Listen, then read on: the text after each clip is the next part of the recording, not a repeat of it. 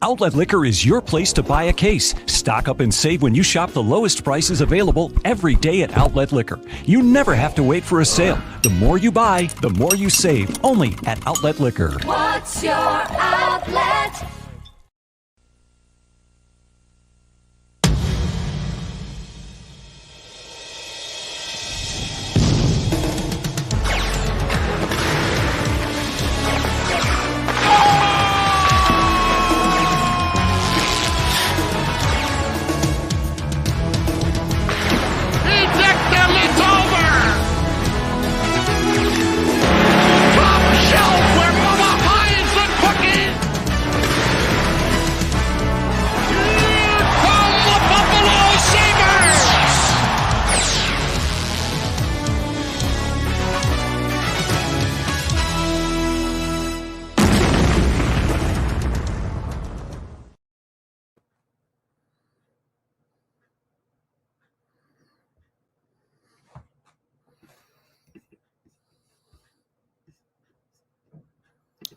Sorry about that, everybody. Welcome to another edition of I'll Hang Up and Listen. I'm Duane from Two Goalies, One Mike. And, 6 p.m. start today from the Buffalo Sabres against the Columbus Blue Jackets in Columbus. And they absolutely lay an egg 7-3. It was close in the beginning. And then, honestly, it was just a matter of time until, they pulled away. There was zero desperation in Buffalo's game tonight. Once again, you were kind of relying on one line to create all of your scoring chances. The top line of Tuck, Tage Thompson, and Jeff Skinner, and it just wasn't working. Columbus was able to try and focus on that line and, kind of shut it down. There was a scrum in front of the net at the end of the second period that led to Buffalo's third goal. But, the game was out of reach by then, honestly. I know it was only a 2-goal game with 20 minutes left, but, there was just no desperation in Buffalo's game. Half the time it looked like they were skating, with cement blocks on their feet, just not engaging in certain battles along the boards, behind the net, in front of the net. Defensively, they just looked like garbage. Kyle Okposo said it best in the post game. It's just like a lot of mental lapses and lack of attention to detail in their own end, and they just did not give Craig Anderson any help at all. And I felt for the guy too. I don't like to criticize a guy like Craig Anderson because the reality of it is the guy's 41 years old, and there wasn't much supposed to be expected of him on this team rather than just kind of being a guy that can be relied on to maybe start 30, 40 total games this year. I can't imagine Kevin Adams or Don Granado expecting him to be a full-time starter at his age. But, he's played very, very well up until this point. And today, I'm not going to put any of the blame on Craig Anderson, but, there are a couple of goals there I think he'd want back. But the team didn't help him in front. It was bad top to bottom. And and another thing Kyle said in his post-game interview was, you can try and blame this on being the second game of a back-to-back, but at the end of the day, every team in this league plays back-to-backs. Every team, has to deal with this type of adversity. And, they've won games in a back-to-back situation, winning the second game of the back-to-back, and he referred to a game against Minnesota where they did play well. So every team goes through this. There's absolutely no excuses for it. You got to come prepared. You got to show up ready to play, and they weren't, man. It's just it was dreadful to watch. There were times in our own end, man, where we were losing so many loose puck battles. Just terrible passing out of our own end, trying to get, zone entries were terrible. Like, just top to bottom. This was a bad game. A game I really want to forget and just, really wish I didn't waste 2.5 hours of my life watching, because it was bad. It was really, really bad. And just to go over some of the scoring here, Buffalo goals came from Mark Pysyk. Again, his fourth game in 2 games. Tage Thompson, after scoring a hat trick, the previous game against Colorado, and then Kyle Okposo scoring a goal he didn't even know he scored. It was, came as a surprise, a rough scrum behind the net involving Peyton Krebs kind of sticking up for himself as he's kind of getting face washed, hitting the back of the head. And then while all that's going on, the puck goes between JF Berube's legs. Let's not even forget. I even came to start this off. You lost to an AHL backup goaltender tonight. So even if you have it going against you that you're on the back end of a back-to-back, you played a guy who didn't even know he was starting probably until hours before game time. A guy who has I think it's like a 337 goals against average in the AHL. I think it was like an 891 save percentage in the AHL. He hasn't won a game in the NHL since 2017, 2018.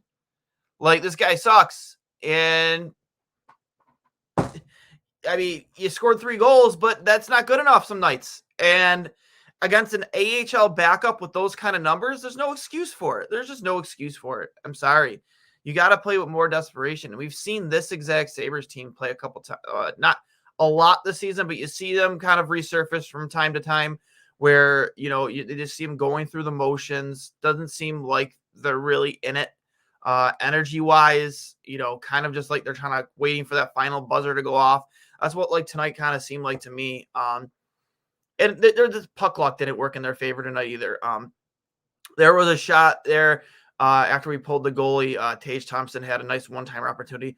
Puck hits the far pad, goes right to the front of the net where you have both Kyle Okposo and Casey Middlestat just sitting there waiting to tap it into empty net, and they can't get a piece. Casey got a piece of it and was finally able to cradle and take the shot. But at that point, JF Berube, and I'll give him credit, Berube played well. But, he was over there in time to make the save to get his first win in the NHL since 2017, 2018. I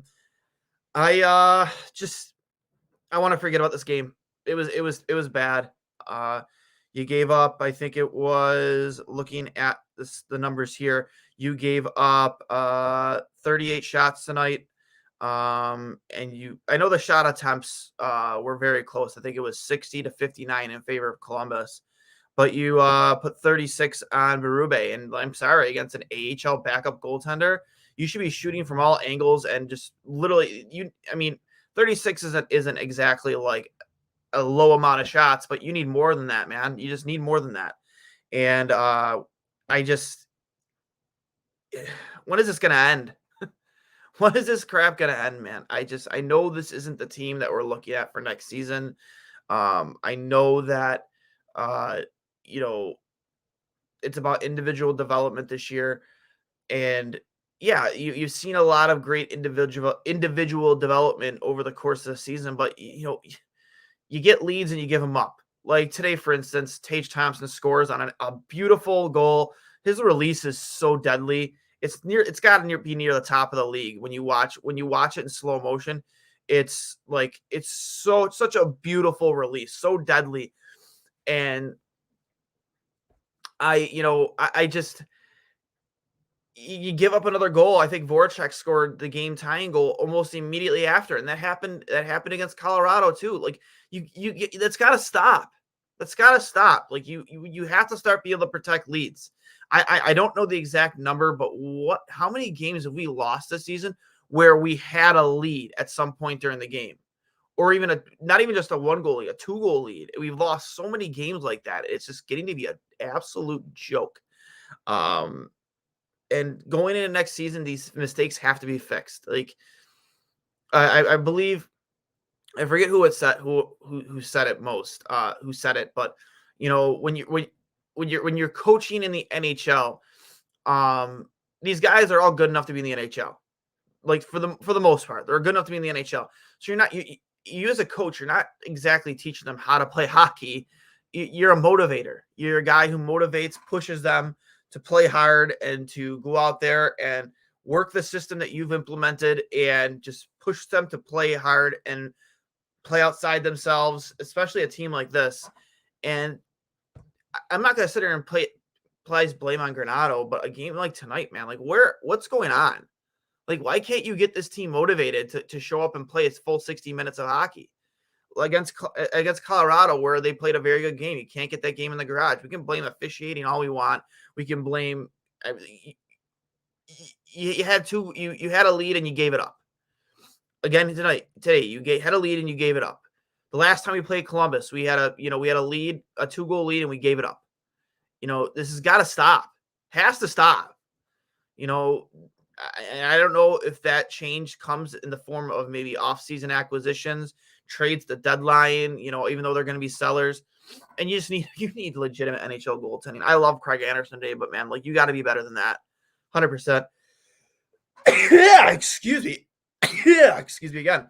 But you have to be better than that. I'm sorry. It's like, we have below average, we have below NHL level goaltending right now. As good as Craig Anderson has looked at times, like, you need consistent NHL level goaltending. We have not had that all season. So with that being said, with the NHL trade deadline just a few weeks away, I really, really, really just hoping for some type of shakeup on this roster to really get things going and make this exciting to watch again. I'm not looking for any big team like acquisitions like a Claude Giroux. That's not what I'm talking about. Just shake things up a bit on this roster and get these kids motivated to play harder every single night and play full 60-minute games, because that was dreadful to watch on a Sunday afternoon or evening, whatever. That was terrible to watch. I would have rather watched Netflix. Honest to God, that was bad.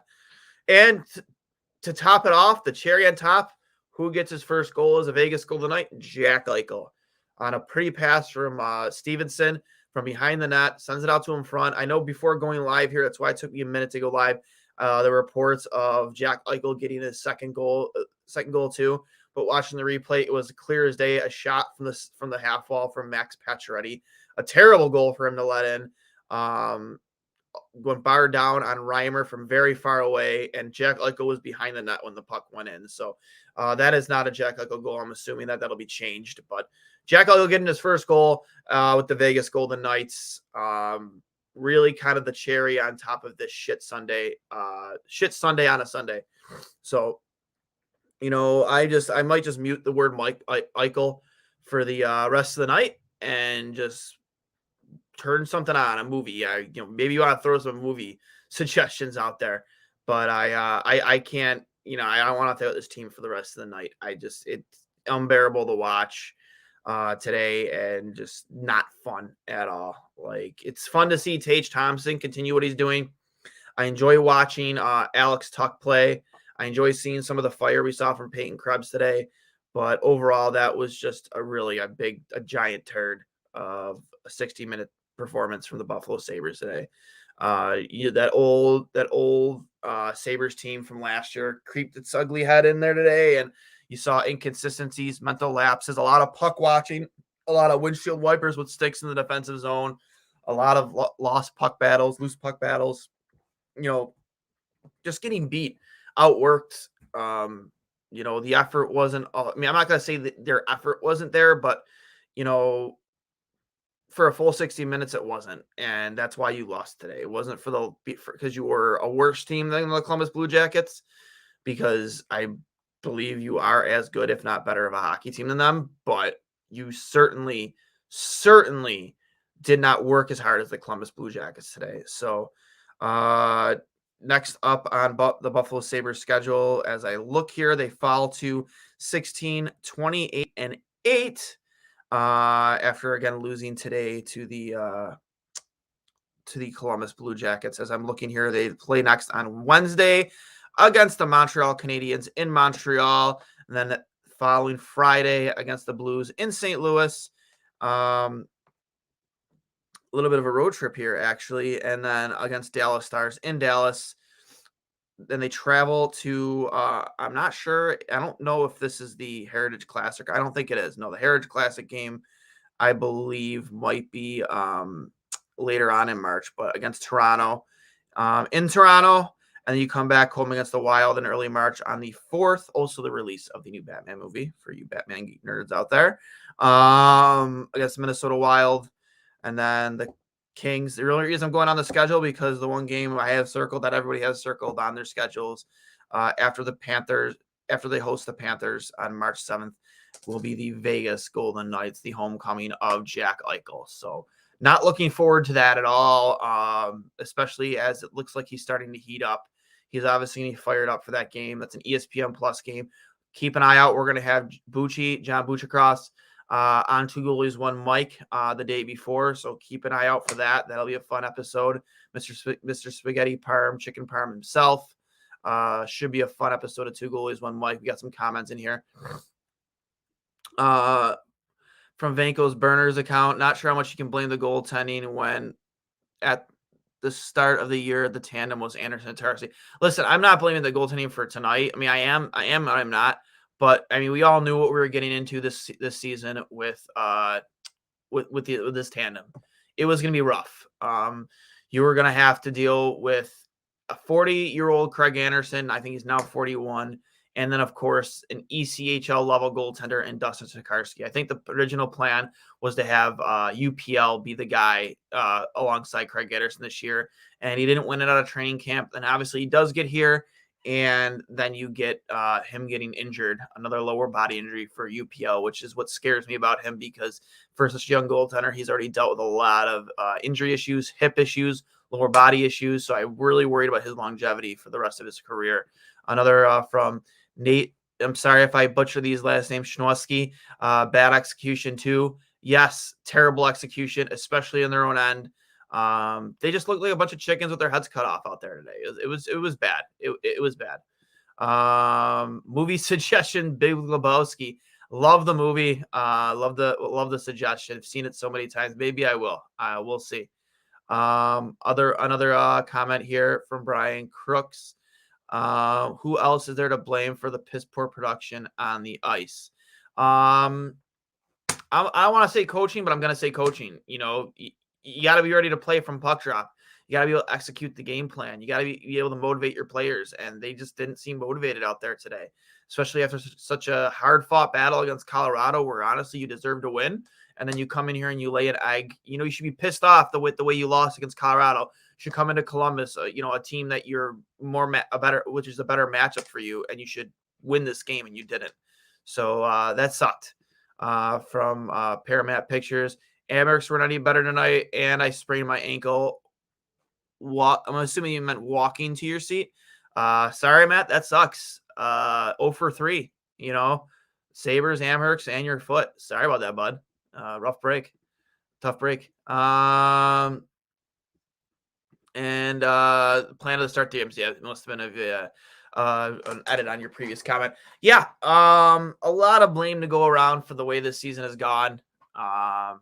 Lack of goaltending easily tops the list here. Again, you started the season, I think, with the expectation of it being Anderson and UPL, which is rough to begin with because you're asking a kid that struggled at the AHL level the year before to come in and be your 1B, assuming that he would be the second, the 1B to Craig Anderson's 1A. And then he loses the job in training camp to Dustin Tokarski of all people. And Tokarski had a couple moments early in the season, but he's just been what he is. He's a fringe AHL goaltender. And, you can't be a team that's in the midst of a rebuild and throw a guy like Dustin Tokarski out there and expect good results. You're not going to get good results. You saw it against Colorado. The guy just, when he'll make a few saves when you don't need him to, when you don't expect him to, but he just can never consistently make the routine saves, and that's what you need most out of your NHL level goaltending is to always make the routine saves. And that's, what we haven't gotten this year consistently. So another comment here is what happens to the energy the Sabres had yesterday afternoon? I don't know. I don't know. I don't use back-to-backs as an excuse because every team plays back-to-backs. Maybe they went out night before. I don't know. That doesn't seem likely with a team like this. It seems much more, committed to winning and wanting to win. But the effort level wasn't there. The energy wasn't there. They were just going through motions and watching the play as it happened in front of them and around them. A lot of puck washing, a lot of, again, windshield wipers with your sticks, lack of physical play. Just, it was bad. When will Krebs, Quinn, Samuelson, Fitzgerald go back down for the AHL playoffs? I cannot predict that. I think I would assume Krebs would have gone down by now. Honestly, I think they like what they have in him. I think he's performed well enough to stay up at the NHL, up with this club. So I don't know if Krebs does go back down. Samuelson, he might be to stay too. Fitzgerald, I don't know, man. That's a decision for Kevin Adams and Don Granato. Personally, I know Mike Harrington wrote the Buffalo News that he'd like to see UPL brought up after this weekend, just because to kind of bring more of a stability in net for Buffalo. But I don't agree with that. I prefer to keep UPL in Rochester and give that team a very good chance to play in the playoffs, have a deep playoff run, and have these kids get playoff games underneath their belt at the professional level, because it's going to go a long way in their development, 100%. I believe when we had Andrew Peters on the show, he even said it himself. Like, that's going to go such a long way in their overall development and the future success of this hockey team. So, again, tough loss, tough breaks for Buffalo tonight. Unfortunately, they couldn't get it done. Again, and we don't see them again until this Wednesday. I believe it's this Wednesday against the Montreal Canadiens, a team that they have been beating. They should beat again. Hopefully they do. We can get out of, maybe string a few games here together. Again, after that, you have some tough matchups against the Stars, the Blues, the Maple Leafs. I don't even know. Yeah, I don't remember even playing the Maple Leafs this year. I don't know if we have or not. I don't think have we? Have we played? I think we have. Maybe not. I don't know. But I'm dreading that game because I talk a lot of shit about Toronto, and I hate losing to Toronto. I hate it more than losing to any other team. So, and then obviously you just saw the release of the new Heritage Classic jerseys. I don't mind them. I wish, they would have been a little more of a change from the last Winter Classic jersey, but, we'll see. The Toronto jersey was nice. It was clean. I don't mind it. So, that'll be a fun game to watch or go to. Maybe we'll see. We'll see what two goalies when Mike has up their sleeve. Maybe we'll make an appearance in Hamilton for that game. We'll see across the border. But until then, I hope you guys enjoy the rest of your Sunday night. It's almost 10 o'clock here. Gonna wind down, watch a movie. Maybe I will watch The Big Lebowski. And you guys enjoy your night. And remember, this is brought to you by Outlet Liquor, the place to buy a case. Don't haste. Why waste your time? Go buy a case from Outlet Liquor. So I'll hang up and listen. You guys enjoy the rest of your night, and let's go Buffalo.